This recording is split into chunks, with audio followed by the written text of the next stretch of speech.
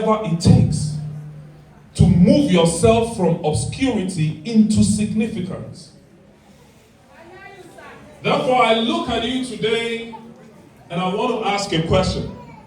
How many of you would love to say yes, to make a decision? How many of you, may I see by hands,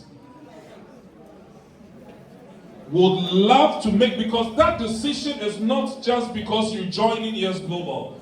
That decision is because you are not comfortable with your current situation and you want to make a change.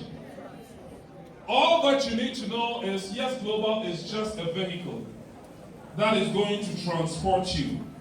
But you must make the decision to drive. And you cannot put your future in any other man's hand but your own hands. This is why you need to make that decision. One may ask, so how did I join? I made mention that I had a dream and I started talking to people. And one lady out of nowhere looked at me and said, "Young man, you are full of energy, you're full of drive.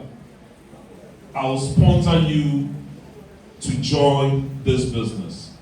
Sometimes, just sometimes, it takes a hand who believes in you to say yes. And when you find that hand who believes in you, never give up on yourself and never give up on the person who believed in you. People have been